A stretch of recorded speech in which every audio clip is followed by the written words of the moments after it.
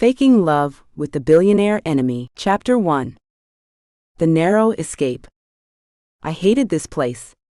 I hated the memories it brought back, memories of a time all that held my life together was a thin string. Looking out the window and seeing these familiar places made me feel small. A familiar feeling. I left California after high school for college and swore nothing would ever bring me back. Not my dad, not anything or anyone from the past, yet here I was back because Dad decided to die. I'm not scared of death. I mean, after escaping it so many times in my youth, we may as well be friends. She is a twisted soul. Though, and if she can't have you, she will surely leave her mark as she did on me. We're here, the cab driver said, popping me back to the present. Oh. Thank you. I took a deep breath and readjusted my clothes. I was stalling, it had been so long.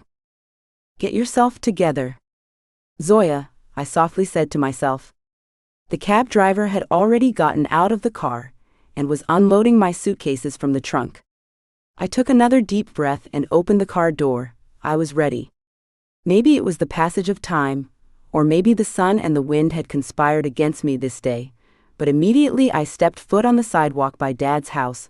I could barely breathe, and the nostalgia hit like a bullet. I leaned by the car to catch my breath. You really are a nasty girl, Death. Memories of my childhood began to play in my mind, being lifted above the ground by Daddy, flying. Fighting with Henning and his friends, camping in the front yard, and running up to meet Mom when she got back from grocery shopping. Seeing Daddy cry the day she died. I heard the front door open and 2 heavy footsteps, but I couldn't bring myself to look up. Zoe. You're here.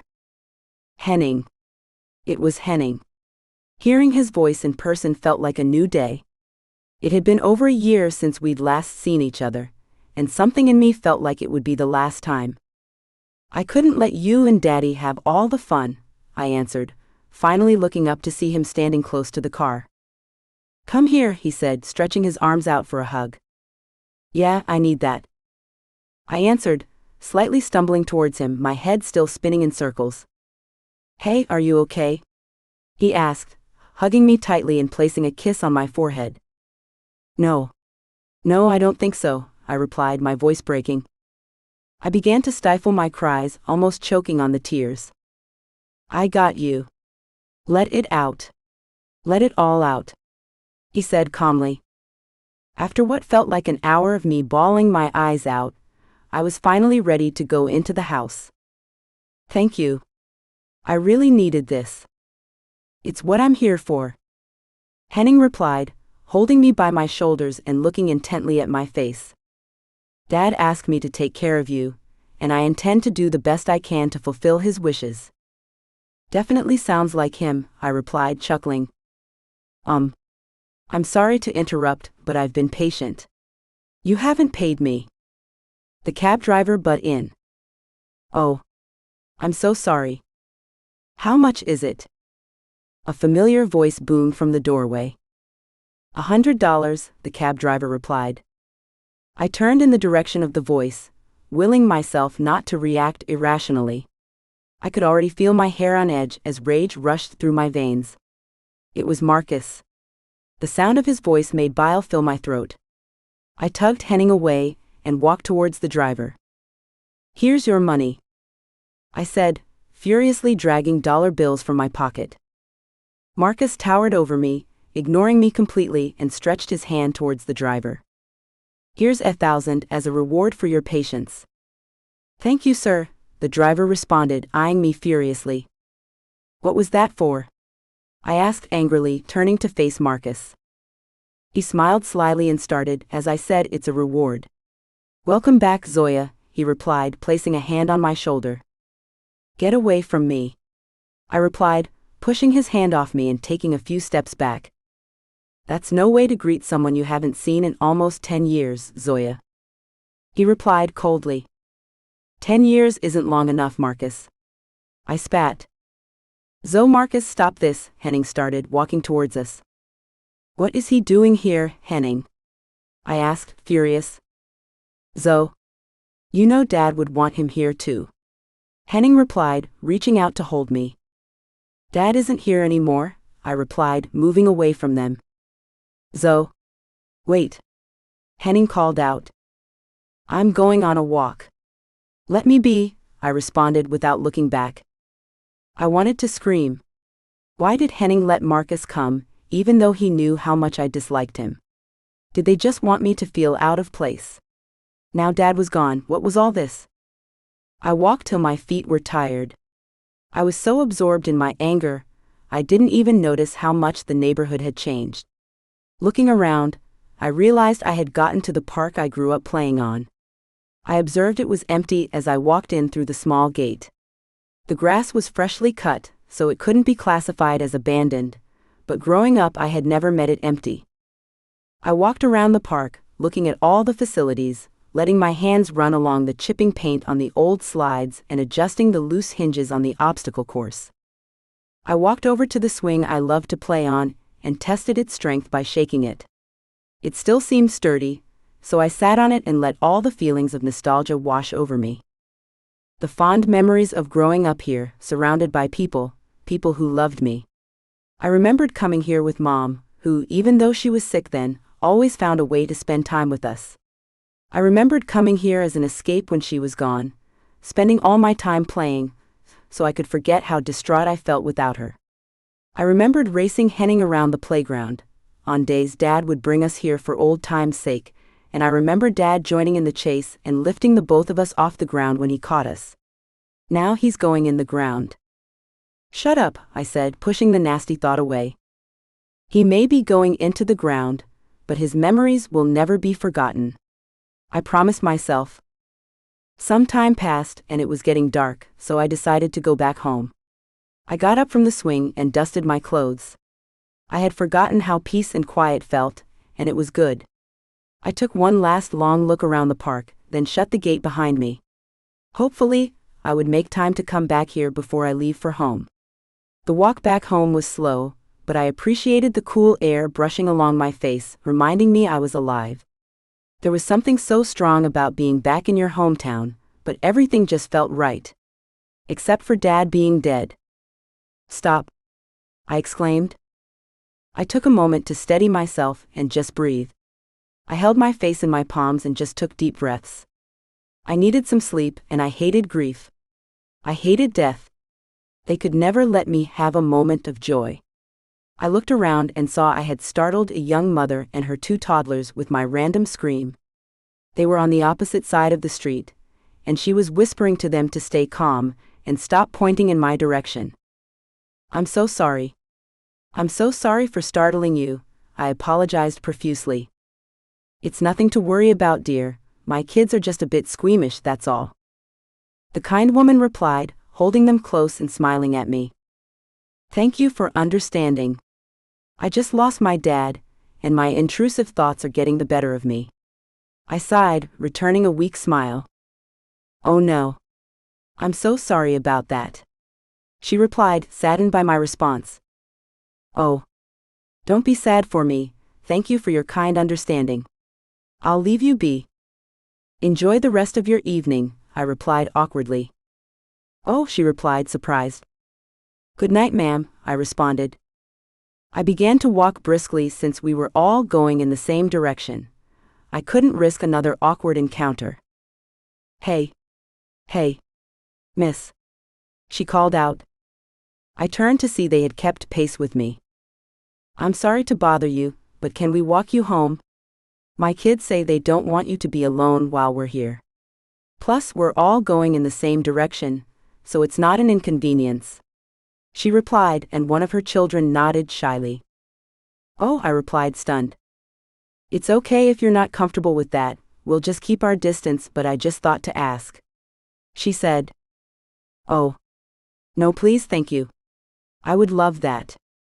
It's just that I've been a bit awkward, so I don't know how to properly respond after acting like that, I replied. We're all a little awkward sometimes, darling. And grief can numb some of our senses. Just give us a moment to cross over and join you. Thank you. I whispered. Hi. I'm James. And I'm Janice. The children chorused. Nice to meet you, James and Janice. I'm Zoya, I replied. Nice to meet you, Zoya. I'm Michelle. The kind woman replied. Thank you for being so kind to me, I responded with my heart full of gratitude. Oh, it's nothing. When my dad died, I was bawling down the street. I know what it's like to barely be able to pull yourself together, she replied, taking each of the children's hands in hers. Let's keep going before it gets dark, she commanded. We walked and talked for what felt like hours on end. James and Janice were so lively, making up stories and keeping us entertained with stories from school and their dreams. Michelle listened to them intently and let their imaginations run wild, giving them room to just be. It was a pleasure to be around. A few moments later, we arrived at Dad's front yard. We're here. This is home, I announced. Wow. Mr. Carter was your father? Michelle asked, the surprise barely hidden on her face. Yeah. You knew him? I asked. Yes, I did. He helped me once when the twins were younger, and I was struggling. He never let me repay his kindness, she replied. He was really something, wasn't he? I chuckled. I'm glad I got to meet you, Zoya. It was nice meeting you too, Michelle, I replied. I'm trying to find different ways to cope. Maybe humor can help me, I replied, awkwardly rubbing Mew palm on the back of my neck. Whatever brings you joy, my dear. I did worse, Michelle replied. I'd love to hear about that someday, I responded. I'd love to tell you. Maybe one day, she answered. Mommy, my feet hurt, James started. Yeah, so do mine, Janice continued. All right. We're going home now. Say bye and be polite, she commanded. Bye, Auntie Zoya, they chorused, waving excitedly. Bye, kids. Bye, Michelle. Thank you for today, I replied. Bye, Zoya.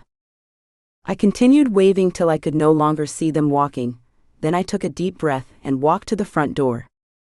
Time to finally go inside, I muttered to myself. I knocked and waited a few seconds before reaching for the doorknob. When I turned it and heard the click sound, I was startled. Why is it open? I asked myself, taking slow steps into the living room. Henning? Where are you? I asked, reaching for the light switch and turning it on. The faint light cast a shadow on the figure seated there, formerly hidden by the darkness. He's not here, Marcus replied. What are you doing here? Making sure you don't come back to an empty house while your brother is out getting food. That is what I'm doing here, he replied. I don't need you to do that, I snorted. I'm not doing it for you. Henning asked me to wait, that's all, he replied, finally turning to face me. So that's why you left the front door open. How reckless. Reckless? My dear, there's nothing that can harm me here. Not even you, he replied, a faint smile forming on his face. Whatever, Marcus. I don't care, I replied, walking towards the stairs. I walked to my room and locked the door behind me. Why would Henning think it was a good idea to leave him here? I looked around my old room and spotted my suitcase in the corner. I'll just take a bath to get rid of all the grime from today, I muttered to myself. I took out some toiletries from the suitcase and went in for a bath. When I was done, I came down to meet Henning cooking in the kitchen. You're back, I said, sitting on an empty stool. So are you, he replied, drying his hands off and turning to me. Are you ready to eat yet? He asked. I guess I am, I replied. Good, dinner is ready. I can't wait to dig in, I've missed your cooking. He dished out the food and placed it on the dining table for me. There you go, he said, gesturing towards it. Thank you, I replied, moving towards the food. I'll join you, he called out. Okay. I looked at the dining room for a moment before taking my seat. You haven't eaten here in a while, right? Does it feel weird? Henning asked, setting his dish opposite mine. Yeah, it's been a while, I responded. Dad would have loved for you to be here, Henning replied. Here I am. Look, Zoya. I know you hate Marcus, you always have, but Dad loved him. You know this, he loved him as much as he loved either of us. I know you're upset about him being around, but it's what Dad would have wanted. Henning blurted out. Henning. Listen for a moment, please. I know it's hard for you to be around him, but all I ask of you is at best cordiality. Both of you can't be bickering while we're burying Dad. Besides, you know Dad always wanted the both of you to become friends. I'm not even asking for that. At least, let there be a ceasefire or something like that between you two.